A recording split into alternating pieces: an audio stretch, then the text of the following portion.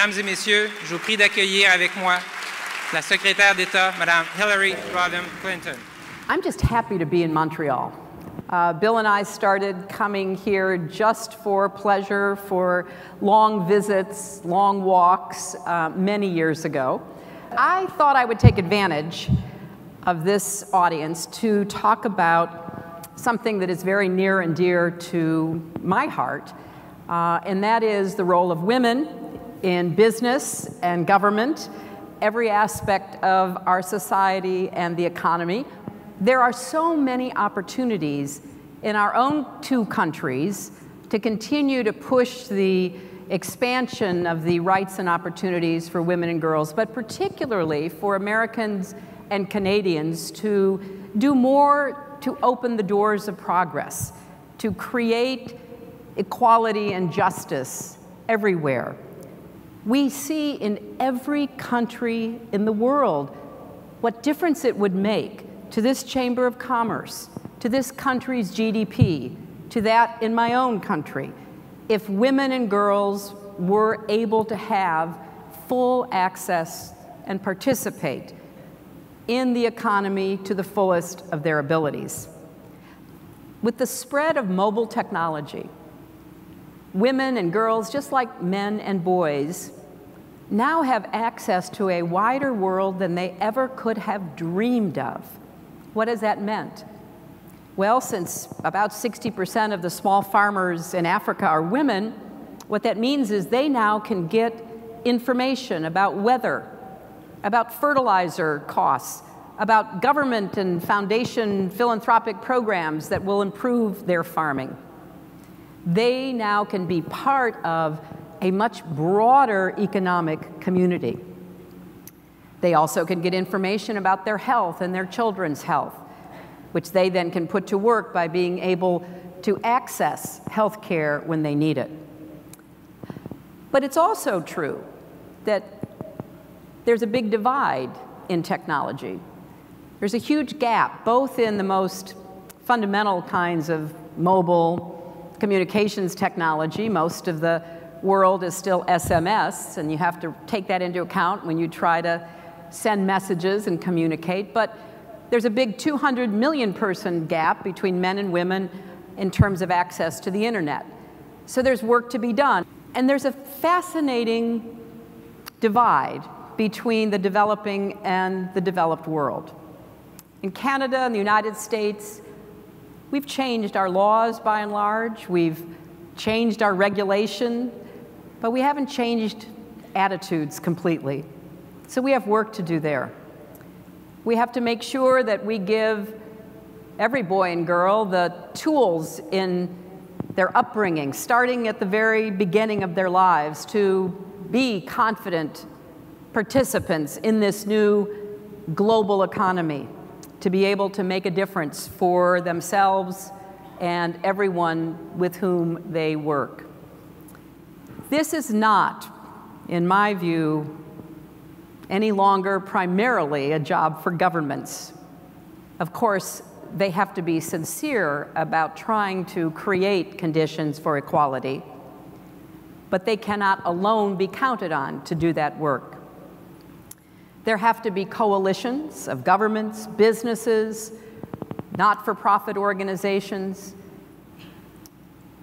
At the Clinton Foundation, we have a partnership with Frank Giustra, a Canadian businessman working in Latin America. Again, focusing on women and their economic agency. And we used a very old-fashioned idea: door-to-door sales in the Andes. We weren't going to bring a big factory or some other large employer, but through recruiting dozens at first, then hundreds, and maybe eventually thousands of women to be their own employee, their self-employed business, by selling products that would otherwise not be available, we see a ladder of opportunity that had never been created before.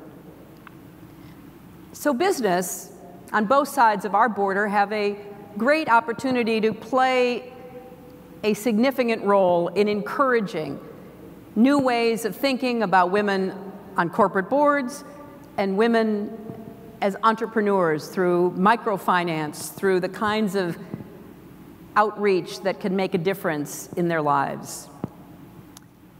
Now, young women often ask me for advice about how to get into business, how to get into politics, what should they expect?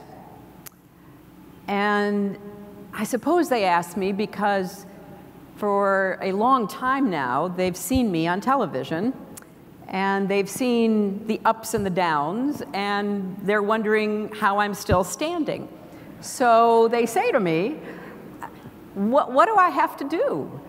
And I tell them a couple of things. I say first, quoting from one of my favorite predecessors, Eleanor Roosevelt, who wrote back in the 1920s that if a woman enters politics or the public arena, she needs to grow skin as thick as the hide of a rhinoceros. I always thought that was really good advice. And with advances in skincare, you don't even notice it as much as they did in the 1920s and 30s. So you have to learn to take criticism seriously, but not personally. After all, our critics can actually turn out to be our best advisors because they may say something which our friends would not. They may, through their criticism, spark a thought that you would not have otherwise had. So it's worth listening and keeping an open mind. But at the same time, we can't get tied into knots by what others say and think about us. I mean, if you don't tell anybody, I will admit that women are still judged on different criteria. It's called the double standard. But it's not only people judging us from the outside, we hold ourselves to a different standard. For many women, a combination of self-doubt and perfectionism can become major obstacles to advancement.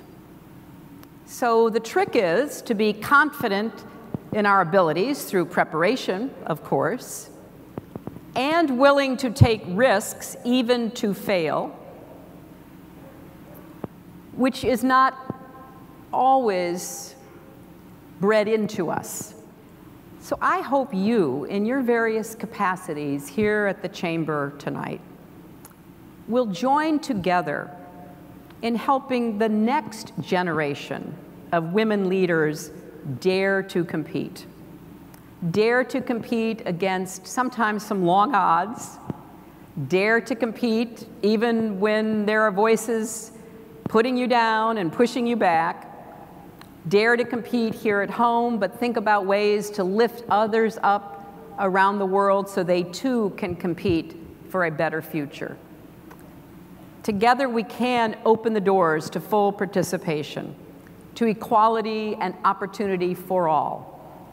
And in doing so, it's not all about others, it's also about us. We will benefit from continuing to widen that circle of opportunity. We will benefit as human beings, but we will also benefit as economic beings. We will see the results of giving more people, men and women, the chance to make more out of their own lives. It's a real pleasure being with you. I thank you, and I hope that you will lead in ways that will make a difference, not only in your own lives and businesses, but in the lives and opportunities of so many others. Thank you all very much for having me here tonight.